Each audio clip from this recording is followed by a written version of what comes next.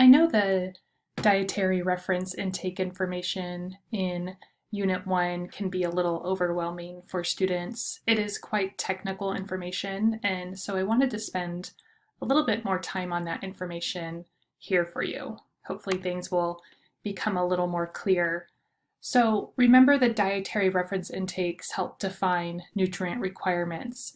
And as you know, there are a bunch of acronyms that fall under the DRIs, and some of those are listed here, the EER, AMDR, EAR, and we're going to go over those in this slideshow. So first of all, why do we need the dietary reference intakes to begin with? Well, these really do provide a reference for estimating nutrient intakes and can be used for planning and assessing diets in healthy people.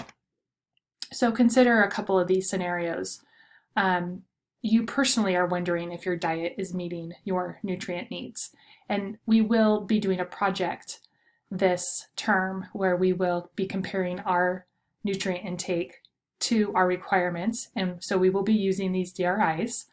Perhaps you're a supplement manufacturer and you're designing a multivitamin, or you're a policymaker and you're working on a school lunch program and school lunch requirements, or you're a dietitian working with patients, or you're working for an institution planning meals for a school or hospital or for military. In any of these cases, you're going to need to know the target intake for each nutrient for a specific age and sex group. And you're going to need to know, what's too little of a nutrient intake and what's too much of a nutrient intake. And so the DRIs help guide that. So one of the key points in nutrition and related to these values is that eating too little or too much of any nutrient can cause problems. So a lot of times people have the mindset that there's a certain level of nutrient intake that's okay, and anything below that is harmful, but you can consume more than that and still be okay. And that's not necessarily the case. So looking at this graph here, if we're looking at nutrient intake level on the x-axis here, low levels being on this side of this axis and nutrient levels increasing as we move up towards the right here, when we look at risk of toxicity or deficiency or just ill effects in general, we'll see that on either side of this graph. We'll see it towards the low level of intake, and we'll also see it towards the upper high level of intake.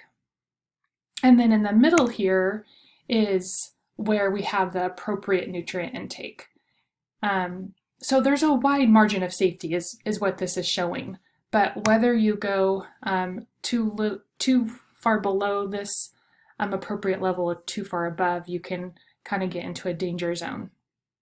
So this green level here is the Goldilocks, not too cold, not too hot.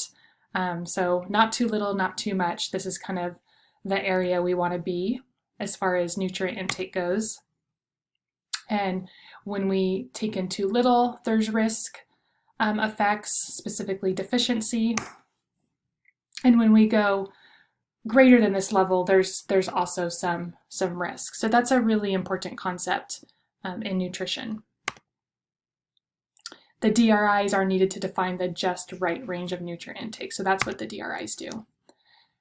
So the DRI values are separated in two different categories.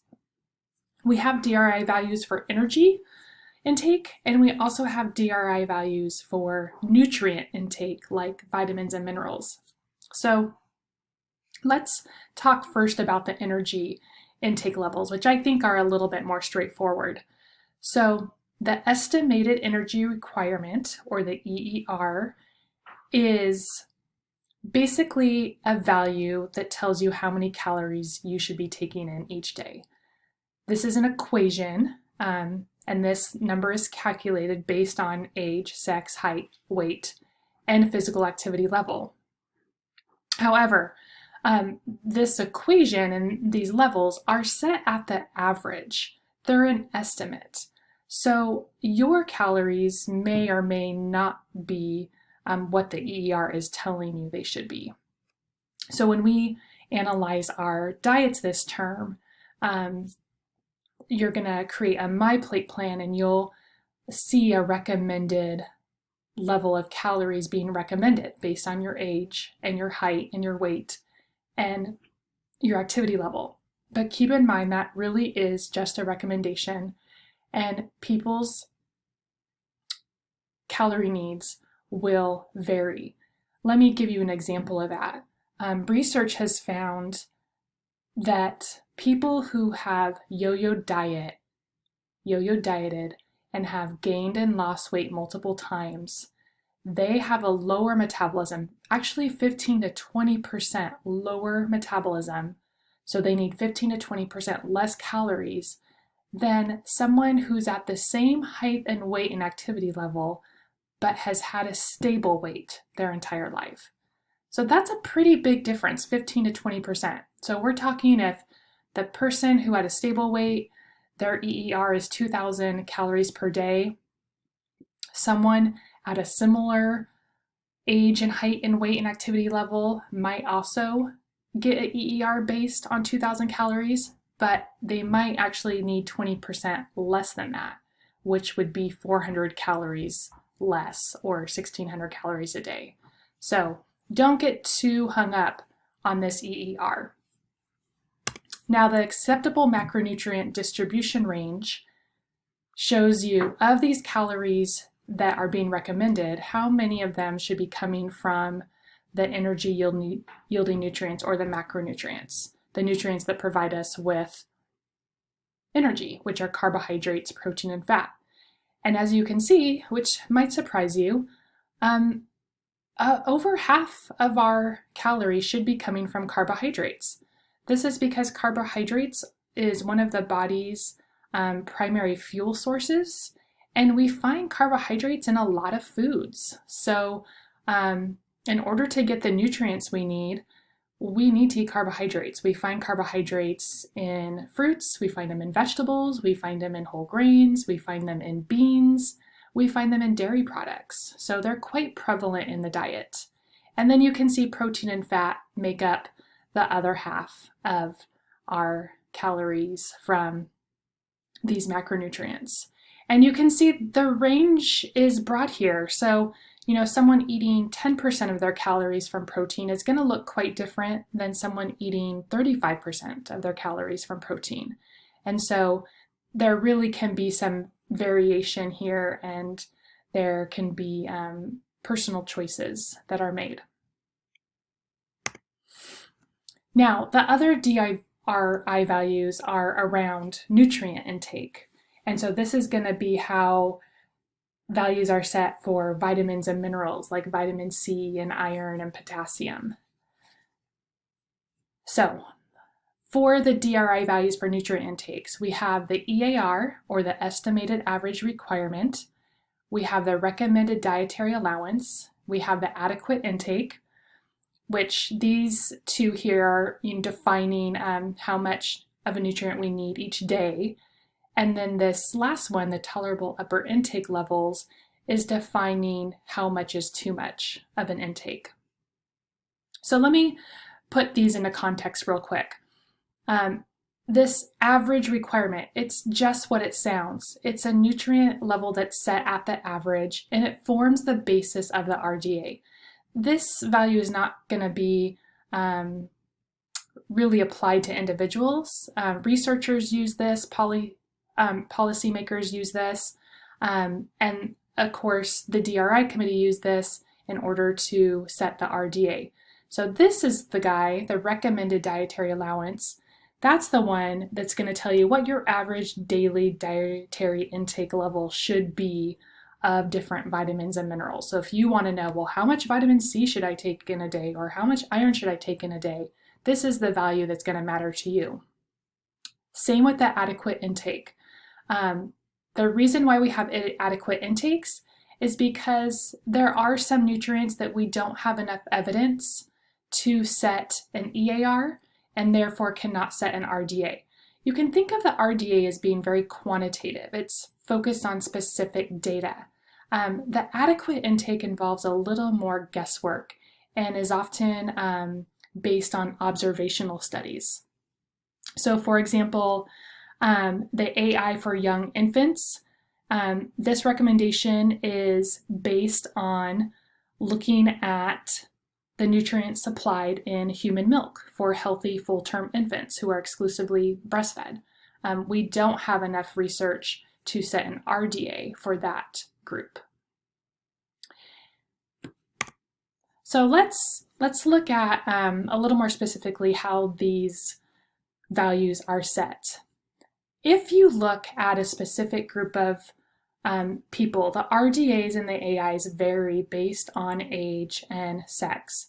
So if you take a group of people in a specific life stage, so let's say adult females, and you look at their nutrient intake of a specific nutrient, we're going to look at vitamin C here, and these values are based on, preventing chronic diseases, and of course keeping people healthy with the absence of chronic disease. So when you look at that, you'll see that people have different needs, and when you graph that, it follows a bell-shaped curve. So the number of people is over here in the y-axis, and the nutrient intake is on the x-axis here. So when we look at people's nutrient needs, we'll see that most of them fall somewhere in the middle, the average, hence the bell-shaped curve.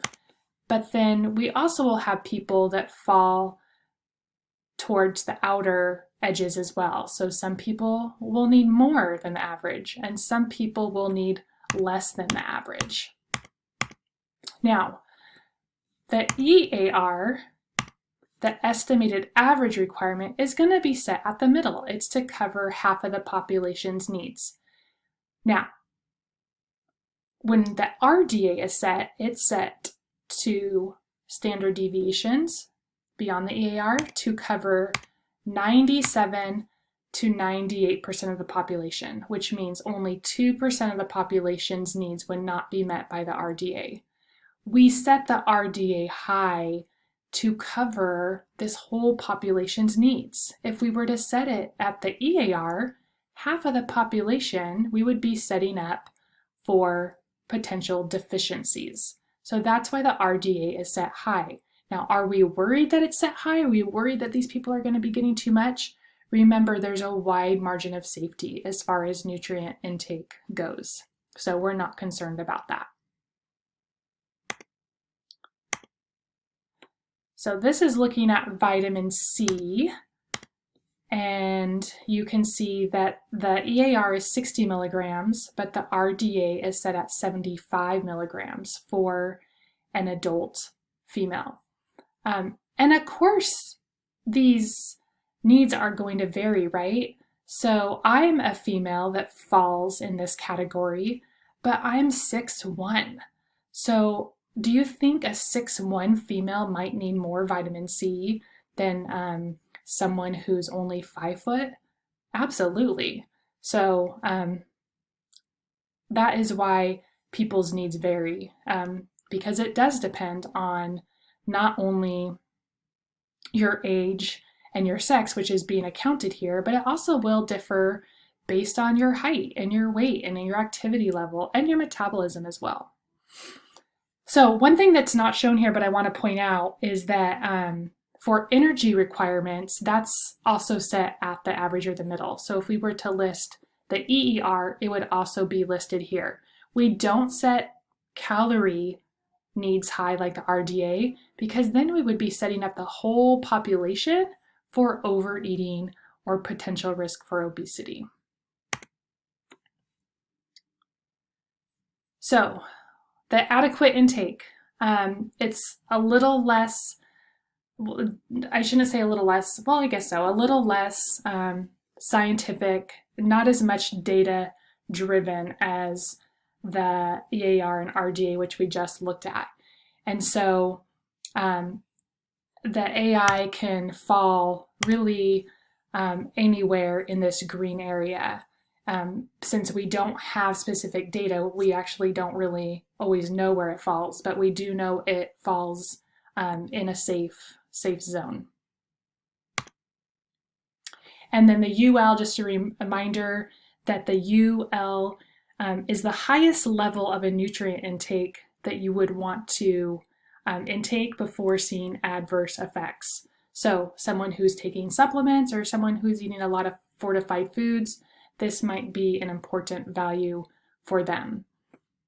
So let's see here. So if here is the UL, we're still in the safe zone, but as you your level of intake goes past the UL, your risk for toxicity effects increases. And so for vitamin C, we just saw earlier that the RDA for vitamin C for adult female is 75 milligrams. The upper intake level is 2,000 milligrams. So not a level you would probably get at through foods, but if you were taking a vitamin C supplement, you could definitely exceed the UL. Now, not all nutrients have a UL set for them. That's not because all nutrients aren't potentially toxic. It's just because there's not enough information to set a UL. So that's it for my presentation. I hope this was helpful. If you have any further questions, please post them in the student question forum.